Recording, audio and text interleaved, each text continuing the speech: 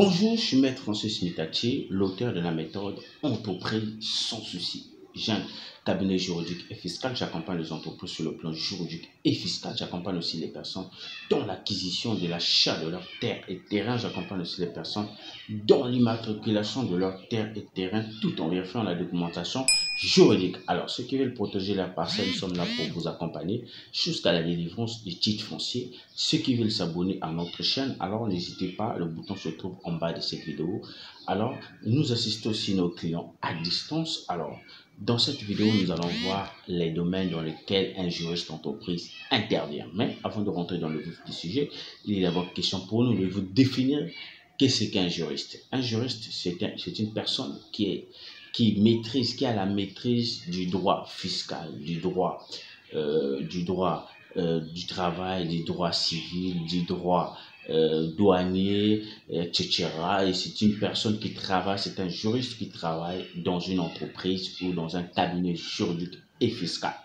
Alors, pourquoi avoir un juriste d'entreprise? C'est pour éviter qu'il n'y ait pas la non-conformité des lois. Parce que lorsque vous avez un juriste d'entreprise, il vous rappelle, c'est-à-dire qu'il vous fait la veille juridique pour vous rappeler quels sont les papiers auxquels vous devez être conforme à la loi.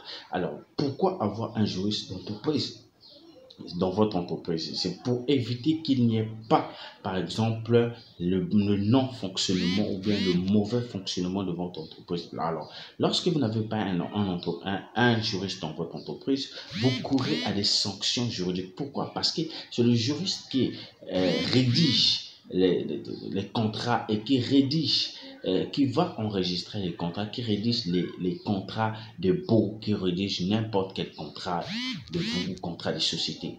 Alors, pourquoi avoir un juriste d'entreprise? C'est pour éviter qu'il n'y ait pas les sanctions fiscales. Parce que lorsque vous avez un juriste d'entreprise, il vous rappelle, il vous fait la veille fiscale, c'est-à-dire le rappeler à l'entreprise quels sont les impôts et les taxes à payer.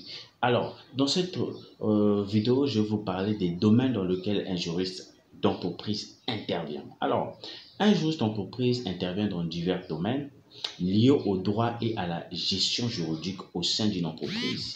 Et voici quelques-uns des domaines courants dans lesquels les juristes d'entreprise sont impliqués.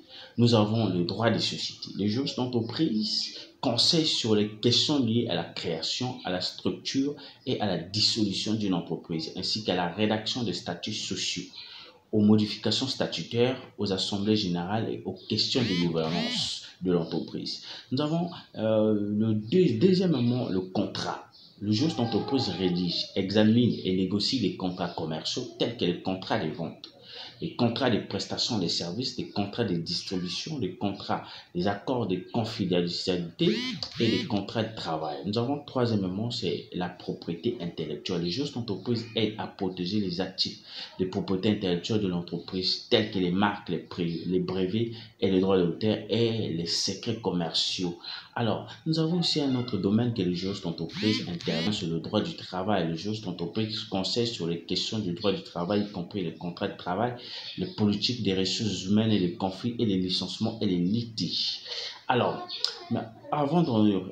je vous réserve la suite dans la méthode entreprise sans souci. Si vous voulez de notre accompagnement à un prix dérisoire pour vous accompagner, pour qu'il y ait un bon fonctionnement dans votre entreprise, nous sommes là pour vous accompagner à un prix dérisoire. Je vous invite aussi à cliquer dans la description de cette vidéo.